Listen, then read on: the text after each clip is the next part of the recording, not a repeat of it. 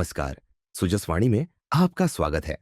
राजस्थान की धरती एक बार फिर विकास के नए अध्याय लिख रही है। मुख्यमंत्री श्री भजनलाल शर्मा के नेतृत्व में प्रदेश 8 करोड़ जनता के सुनहरे भविष्य की ओर तेजी से बढ़ रहा है। सरकार का हर निर्णय, हर नीति और हर कदम गरीब, युवा, किसान और नारी शक्ति के उत्थान के लिए समर्पित है। आज प्रदेश सरकार की नीतियां राजस्थान को आर्थिक, सामाजिक और सांस्कृतिक रूप से आगे बढ़ा रही हैं। राजस्थान की भजनलाल सरकार प्रदेश की 8 करोड़ जनता के लिए समर्पित है। मुख्यमंत्री श्री भजनलाल शर्मा के नेतृत्व में राजस्थान की दशा और दिशा दोनों बदल रही है। प्रदेश के गरीब, युवा, किसान और नारी शक्ति का कल्याण भजनलाल सरकार की प्राथमिकता है।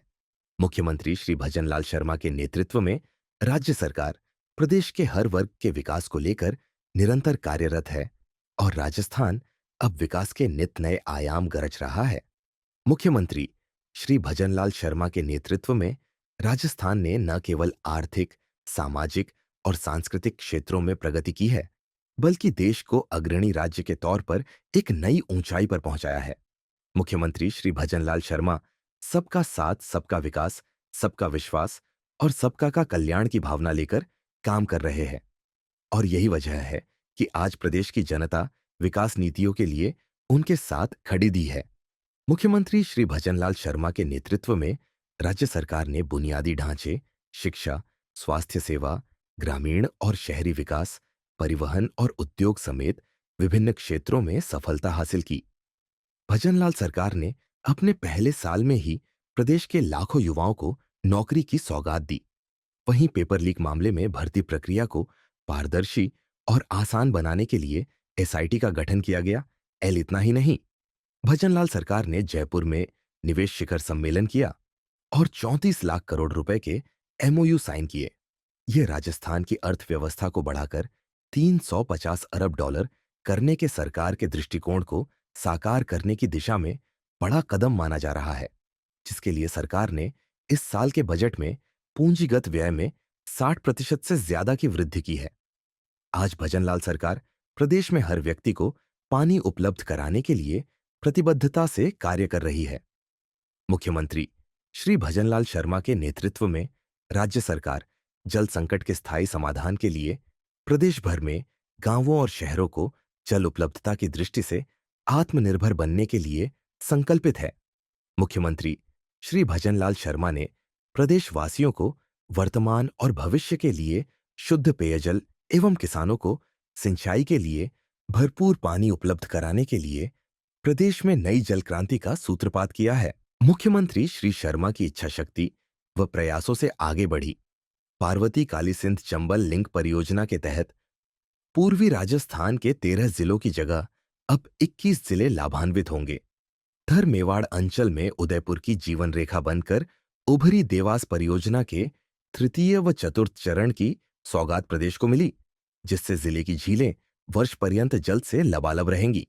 इसी तरह 3 दशकों से अटके यमुना जल समझौते से शेखावटी के सीकर, चूरू, झुंझुनू एवं नीमका थाना जिलों को यमुना का पानी मुहैया कराने जैसे सपनों को साकार करने के लिए संबद्ध राज्यों से समझौता किया गया है। इतना ही नहीं, गांव-गांव को जल क्रांति की इस मुहिम से जोड़ने के लिए मुख्यमंत्री श्री भजनलाल शर्मा ने मुख्यमंत्री जल स्वावलंबन अभियान 2.0 की शुरुआत की है। इसके तहत प्रदेश में 11,200 करोड़ रुपए की राशि से आगामी वर्षों में 20,000 गांवों में टैंक, नाडी जैसे 5 लाख अतिरिक्त हेक्टेयर स्ट्रक्चर का निर्माण एवं पुनरुद्धार किया जाएगा। इससे प्रदेश के भौजल स्तर में आमूलचूल परिवर्तन आएगा। मुख्यमंत्री श्री भजनलाल शर्मा के ये प्रयास और राजस्थान में जल क्षेत्र में चलाई जा रही ये योजनाएं प्रदेश को नई जल क्रांति और जल उपलब्धता की ओर ले जाने का मार्ग प्रशस्त कर रही है। आपके लिए और आपके साथ की भावना के साथ मुख्यमंत्री श्री भजनलाल शर्मा के नेतृत्व में प्रदेश सरकार राज्य के विकास की रफ्तार को तेजी से आगे बढ़ा रही है। प्रदेश सरकार का लक्ष्य है कि राज्य के अंतिम कोने तक खड़े अंतिम व्यक्ति तक योजनाओं का लाभ पहुंचे। आज प्रदेश की भजनलाल सरकार प्रदेश और प्रदेशवासियों के विकास के लिए लगातार काम कर रही है। देश की स्वाधीनता को ध्येय बनाकर अपना सर्वस्व न्यौछावर करने वाले भगत सिंह, सुखदेव और राजगुरु को पूरा देश उनके बलिदान दिवस पर याद कर रह रहा है। मुख्यमंत्री श्री भजनलाल शर्मा ने भी भगत सिंह, सुखदेव और राजगुरु को उनके बलिदान दिवस पर श्रद्धांजलि अर्पित की। मुख्यमंत्री श्री भजनलाल शर्मा ने एक्स पर पोस्ट कर कहा कि मां भारती को परतंत्रता की बेड़ियों से मुक्त कराने हेतु स्वयं की आहुति देने वाले अमर बलिदानी व देश के वीर सपूत भगत सिंह, सुखदेव एवं राजगुरु को उनके बलिदान दिवस पर कोटि कोटि नमन। आपका अमर बलिदान भारत के युवाओं के मन में देश प्रेम की ज्वाला को युगों युगों तक प्रज्वलित करता रहेगा। मुख्यमंत्री श्री भजनलाल शर्मा की पहल पर राजस्थान सरकार ने प्रदेश में शिक्षा के स्तर को सुदृढ़ करने के लिए एक महत्वपूर्ण कदम उठाया है। मुख्यमंत्री श्री भजनलाल शर्मा ने वित्त एवं विनियोग विधेयक चर्चा के दौरान राज्य में 50 नए प्राथमिक विद्यालय खोलने की घोषणा की। इस घोषणा के बाद शिक्षा विभाग सक्रिय हो गया है और नए विद्यालयों के लिए स्थानों का चयन करने की प्रक्रिया शुरू कर दी गई है। प्रारंभिक शिक्षा निदेशक ने सभी जिला शिक्षा अधिकारियों यानी डीईओ को पत्र भेजकर उनके जिले में नए विद्यालयों के लिए प्रस्ताव मांगे हैं। इन प्रस्तावों में संबंधित स्थानों पर 6 से 11 वर्ष के बच्चों की संख्या, स्थान का विवरण और राजस्व ग्राम का नाम हिंदी तथा अंग्रेजी में लिखने को कहा गया है। नए विद्यालय राज्य के 41 जिलों में खोले जाएंगे, जिससे ग्रामीण और पिछड़े क्षेत्रों के बच्चों को गुणवत्तापूर्ण शिक्षा मिल सकेगी। सरकार की इस पहल से प्राथमिक शिक्षा को बढ़ावा मिलेगा और अधिक से अधिक बच्चों को स्कूल जाने का अवसर मिलेगा। शिक्षा विभाग जल्द ही प्रस्तावों का विश्लेषण कर विद्यालयों के स्थानों का निर्धारण करेगा। यह निर्णय राज्य के शिक्षा तंत्र को सशक्त करने की दिशा में एक अहम कदम साबित होगा।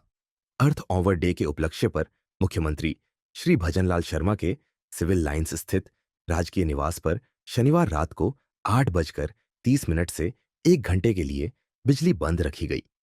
इस अवसर पर मुख्यमंत्री श्री भजनलाल शर्मा ने कहा कि अर्थ आवर 2025 के विषय switch off for the planet के तहत धरती माता के संरक्षण और स्वच्छ पर्यावरण के लिए शनिवार को मुख्यमंत्री निवास पर रात्रि 8:30 से 9:30 बजे तक बिजली बंद रखी गई। इस दौरान मुख्यमंत्री निवास स्थित विभिन्न कार्यालयों में लाइट एवं उपकरण बंद रहे और कार्मिकों ने मोमबत्ती की रोशनी में काम किया। यह कदम ऊर्जा संरक्षण का संदेश देने के साथ साथ प्रदेशवासियों को हरित भविष्य के प्रति प्रेरित करने का प्रयास है। मुख्यमंत्री श्री भजनलाल शर्मा का कहना है कि ऊर्जा के साधनों का विवेकपूर्ण उपयोग करने और पर्यावरण संरक्षण के लिए हम सभी को मिलकर प्रयास करने होंगे। मुख्यमंत्री श्री भजनलाल शर्मा के नेतृत्व में राजस्थान में अवैध खनन गतिविधियों के खिलाफ खान विभाग ने अब तक की सबसे बड़ी और ताबड़तोड़ कार्रवाई की है। नागौर जिले में एक साथ विभिन्न स्थानों पर की गई इस कार्रवाई में विभाग ने 70 करोड़ 37 लाख रुपए का जुर्माना लगाया और 3 एफआईआर दर्ज करवाई। विभाग को मिली गोपनीय सूचना के आधार पर खान निदेशक की अगुवाई में विशेष टीमों को भेजकर अवैध खननकर्ताओं के खिलाफ त्वरित और प्रभावी एक्शन लिया गया।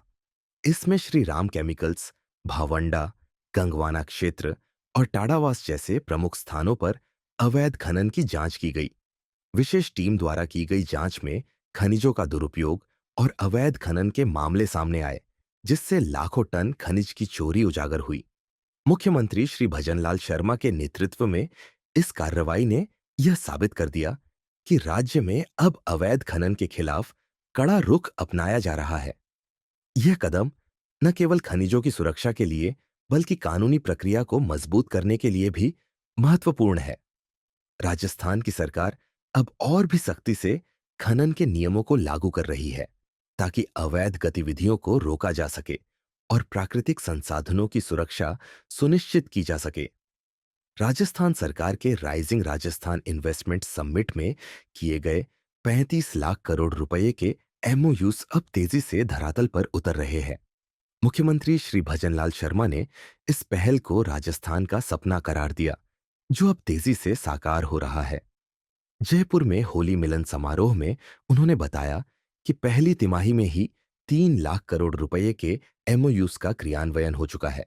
यह न केवल राजस्थान की आकर्षक निवेश नीति को प्रमाणित करता है, बल्कि यह भी दर्शाता है कि राज्य में निवेश की दिशा में हुई प्रगति अर्थव्यवस्था को और सशक्त बना रही है।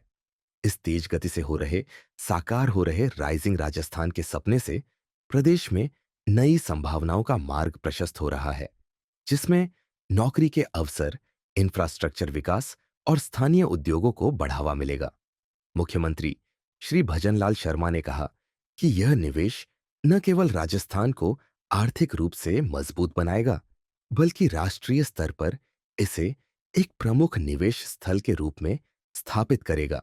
मुख्यमंत्री श्री भजनलाल शर्मा की पहल पर राजस्थान के हिंडोली और नैनवा विधानसभा क्षेत्रों में पर्यटन को पंख लगने वाले हैं। सरकार ने बजट में 33 करोड़ रुपए से रामसागर झील और खेमजी तालाब के सौंदर्यीकरण की घोषणा की थी, जिससे लोगों में खुशी का माहौल है। रामसागर झील, जो अरावली पर्वतमाला के बीच स्थित है, अब 18 करोड़ रुपए की लागत से विकसित होगी। इसके साथ ही श्री राम की विशाल प्रतिमा और झील के किनारे पार्क, फव्वारे, बोटिंग स्टैंड और चौपाटी जैसे आकर्षणों का निर्माण होगा। झील के सौंदर्यीकरण से न केवल हिंडोली, बल्कि पूरे इलाके में पर्यटन के अवसर बढ़ेंगे और स्थानीय रोजगार भी सृजित होगा। इसके अलावा खेमजी तालाब का भी सौंदर्यीकरण किया जाएगा, जिससे नेनवा के पर्यटन को भी बढ़ावा मिलेगा। इस पूरे विकास कार्य से स्थानीय निवासियों में खुशी का माहौल है और उन्होंने मुख्यमंत्री भजनलाल शर्मा का आभार जताया है। हिंडोली के लोगों का मानना है कि इस परियोजना के पूरा होने के बाद यहां पर्यटकों की संख्या में वृद्धि होगी और ये क्षेत्र राजस्थान का एक प्रमुख पर्यटन स्थल बनेगा। मुख्यमंत्री श्री भजनलाल शर्मा के नेतृत्व में राजस्थान सरकार द्वारा चलाई जा रही उष्ट्र संरक्षण संवर्धन योजना जोधपुर में लूणी के ऊंट पालकों के लिए एक नई उम्मीद की किरण साबित हो रही है। इस योजना के तहत ऊंट पालकों को ऊंट के बच्चों के जन्म पर आर्थिक मदद प्रदान की जा रही है, जिससे उनकी आर्थिक स्थिति में सुधार हो रहा है। लूणी के पशु चिकित्सक राजकुमार के अनुसार राजस्थान में ऊंटों की संख्या में लगातार कमी आ रही थी और इस योजना का उद्देश्य ऊंट पालन को बढ़ावा देना और इस महत्वपूर्ण पशुपालन व्यवसाय को जीवित रखना है।